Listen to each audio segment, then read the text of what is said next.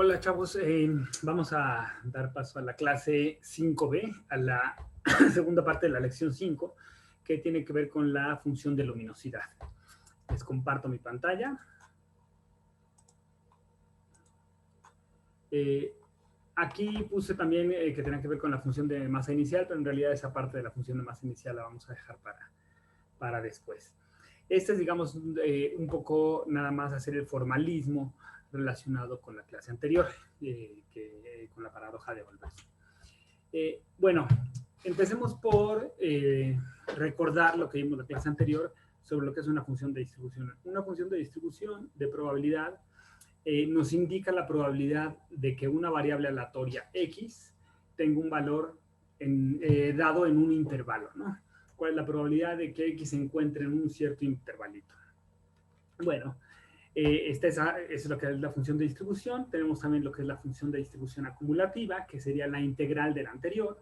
Integrado desde dónde a dónde, bueno, pues desde menos infinito, los valores más negativos de la variable X que pueda adquirir la variable X, hasta un cierto valor. Esa integral se le llama la distribución acumulativa. Y pues aquí está la relación, ya corregí lo que tenía la clase anterior chueco. La función de distribución es la integral de la función acumulativa es la integral de la función de distribución de probabilidad. Y viceversa, si la función de distribución de probabilidad es la derivada de la función acumulativa. ¿Y de dónde a dónde integro? Como les decía, desde menos infinito hasta una cierta x. Esta función necesariamente es creciente, tiene que o aumentar o quedarse igual, no puede disminuir. Porque para que disminuyera, querría decir que esta otra función es negativa. Y la probabilidad de que un evento ocurra puede ser cero, pero no puede ser negativo. Valores negativos no tienen sentido. Bueno, les había yo puesto un par de ejemplitos, les había puesto una gaussiana como función de distribución y su función de error, que es la integral, precisamente la función, se llama función de error a la función acumulativa de una gaussiana. Pero en términos generales, la integral esta es una función esta es una función de distribución acumulativa. Bueno, quizá algo que vale la pena mencionar. Ay, pensé que lo había mostrado aquí, pero pues, por lo visto no. Fíjense una cosa muy interesante. Más o menos esta función de distribución de probabilidad tiene un pico aquí en este valor, pero en todo este intervalo la probabilidad es no despreciable. Aquí, en cambio, en las salas la probabilidad se va a cero y entonces, de hecho, ni siquiera aparece aquí, ¿no? Es simplemente muy despreciable, ¿no? ¿Cómo se traduce esto en esta otra función? Bueno, pues cuando la probabilidad es despreciable, la función de distribución es básicamente plana. En el momento en que yo empiezo a aumentar y la probabilidad empieza a aumentar y empieza a ser considerable, la pendiente de la función acumulativa empieza a aumentar y es máxima, ¿no? Y entonces, donde es más probable esta función de distribución es donde esto tiene una pendiente más grande.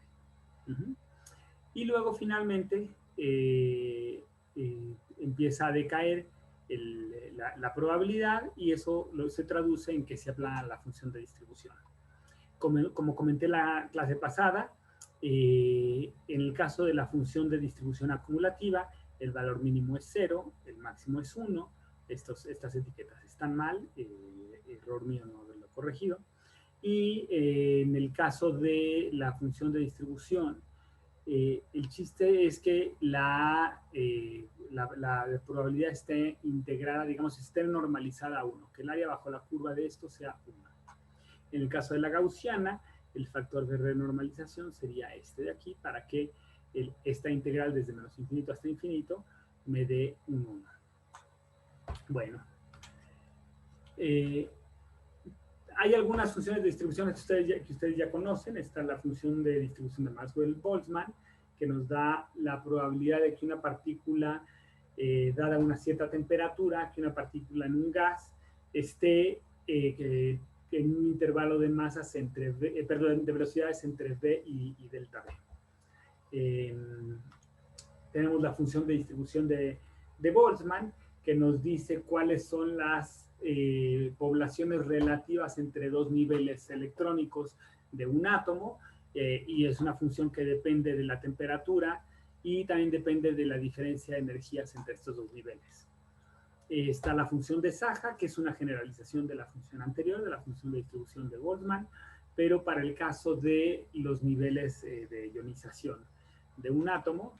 Y tienen también la función de distribución de Planck, que nos dice cuántos fotones o cuánta energía tenemos por unidad de frecuencia, por unidad de ángulo sólido, por unidad de tiempo, en un cuerpo que está a una cierta temperatura T. ¿Cuál es la cantidad de energía que emite? Bueno, así como hay estas funciones de distribución, también podemos considerar una función de distribución de las estrellas como función de su tipo espectral y de su posición. Normalmente, por ejemplo, estamos acostumbrados a describir el número de objetos por unidad de volumen a través de una densidad n. La densidad n en sí misma es una función de distribución, es una función de distribución de la masa. Pero las estrellas, además de distribuirse en el espacio, quizá en una región hay más estrellas, en otra región hay menos, eso tendría que ver con la densidad, también tienen diferente tipo espectral.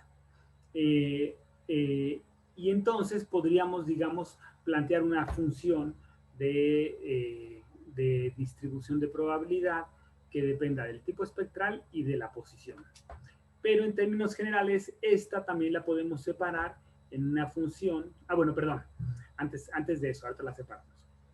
Antes de eso, si este es entonces el número de estrellas que yo tengo en un intervalo dado de magnitudes absolutas y en un intervalo de posiciones, en un elemento de volumen, entonces el número de objetos que tengo, la diferencial, sería la función de distribución con sus elementos de diferenciales.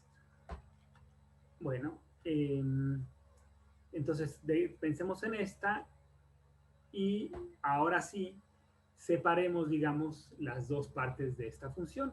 Esta función tiene una parte que depende de la posición y en realidad esa posición tiene que ver, diría yo, con otro tipo de fenómenos físicos, que son fenómenos como más dinámicos, es decir, la densidad puede depender de cómo es el potencial, de cómo son las órbitas. Entonces, si yo tengo cierto tipo de órbitas, quizá se me concentran más estrellas en un lugar que en otro. Si tengo un pozo de potencial, también uno tendría que pensar que hacia el pozo de potencial voy a tener más estrellas. Y ese es un cierto tipo de distribución. Pero por otro lado tengo la función de distribución, digamos, de las magnitudes del tipo espectral. Y ese tiene que ver más con el proceso en el que se formaron las estrellas. Si yo tengo estrellas que se forman, digamos, a la hora de formarse estrellas, se forman pocas de alta masa y muchas de baja masa, bueno, eso va a tener que ver con esa otra función que tengo ahí, ¿no? Y además también va a tener que ver con la vida de las estrellas, porque yo estoy diciendo que es una función de número de estrellas, digamos, como función de su magnitud, pero su magnitud por un lado depende de su masa, y eso va a tener que ver con el proceso de formación estelar, pero también por otro lado va a depender de la evolución, de en qué momento de su vida esté la estrella. Entonces, aquí, digamos, en esta phi hay escondidas esas dos partes. Están metidas esas dos componentes, ¿no? Cómo nació la estrella y en qué momento de su vida está. Bueno, si nosotros entonces consideramos ahora esta función separada, la función de luminosidad, pero separada entre la densidad y la función de luminosidad, entonces tengo que mi dn, la que planteé en la ecuación anterior, todo esto era la phi anterior, y ahora ya tengo separado, ¿no? Una parte de magnitud absoluta, una parte de volumen. Y el número total de objetos, pues es la sumatoria si estoy contando de una estrella en una estrella, pues es la sumatoria sobre todos los tipos espectrales. Aquí, pues yo tenía en principio, decidí separar por tipos espectrales, pero si cuento todos los tipos espectrales, entonces ya tengo el número de objetos total. Bueno, y esto entonces me conduce a lo que sería la función de luminosidad general.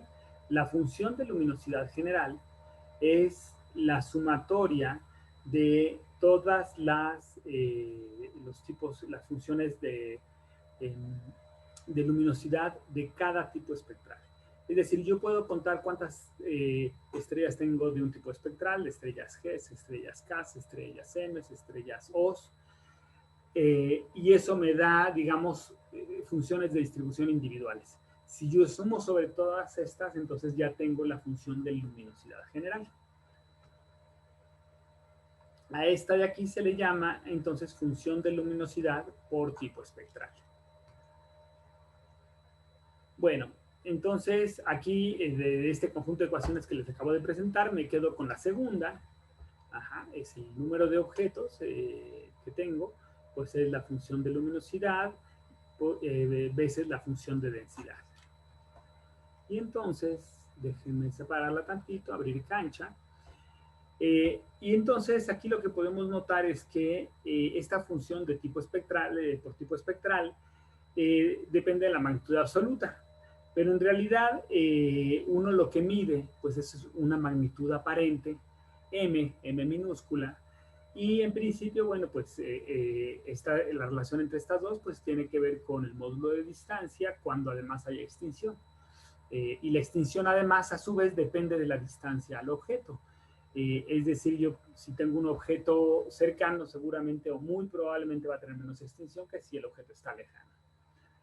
No es requisito exclusivo, pero aumenta la probabilidad de que haya polvo en medio, ¿no?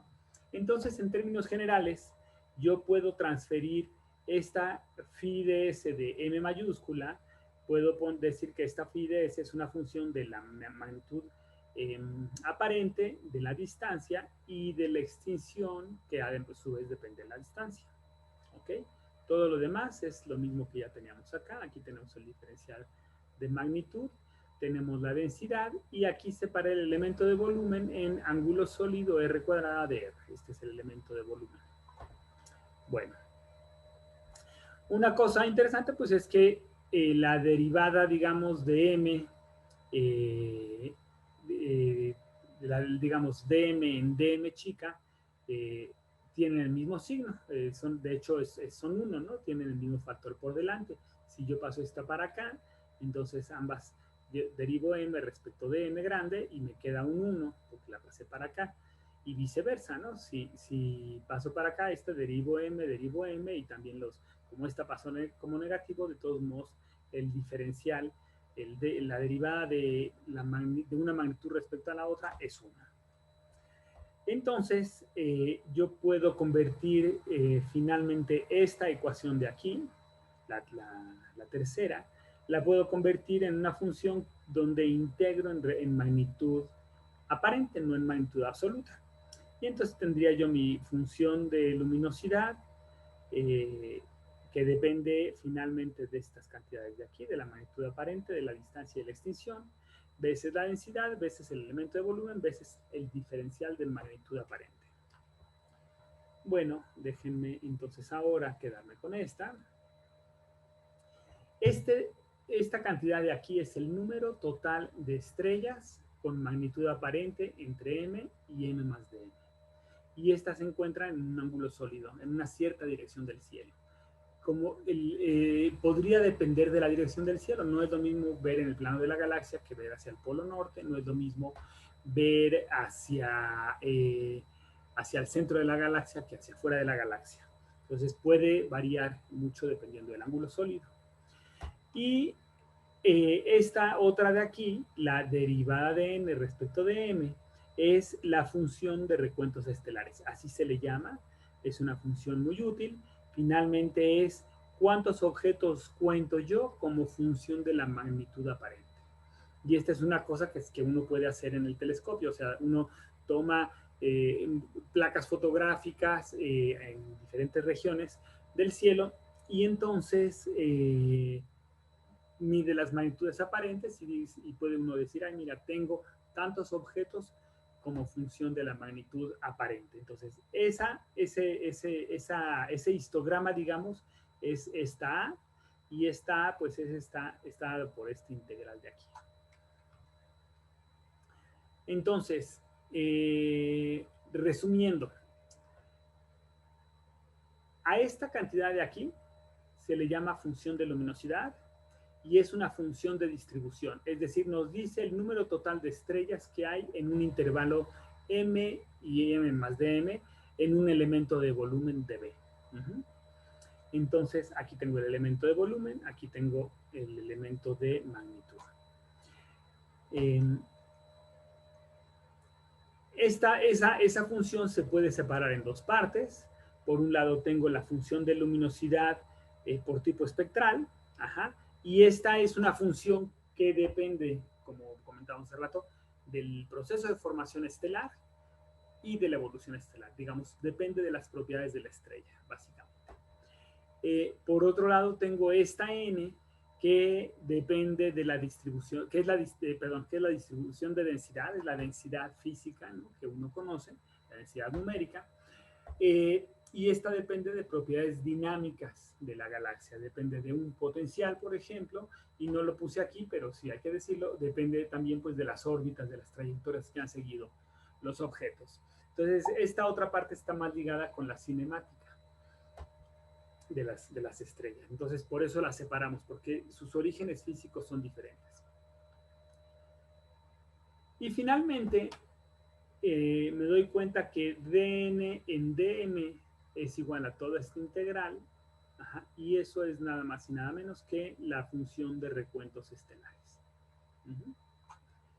Entonces, bueno, esto es, digamos, como el formalismo de lo que quería yo comentarles.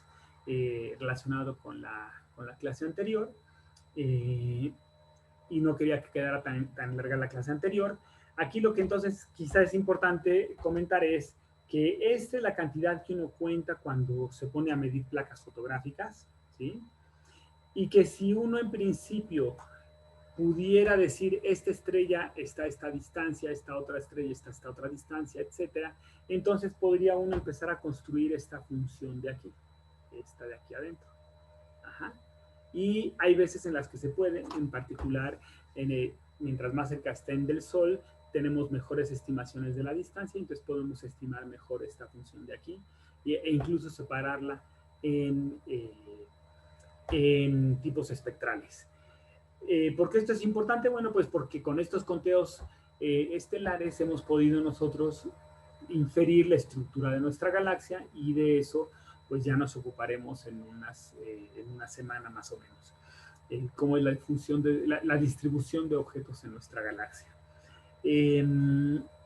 Para la clase que viene, pues estudiaremos un poquitín más la función de luminosidad, y como habíamos dicho, esta función de luminosidad depende del proceso de formación estelar, y entonces depende de con qué masa nacen las estrellas, y al depender de la masa con la que nacen las estrellas, creamos también una función de distribución que se llama la función de masa inicial, pero eso ya lo vemos en la clase siguiente. Hasta aquí, esta fue una clase cortita, mil gracias, y se la subo ahora mismo.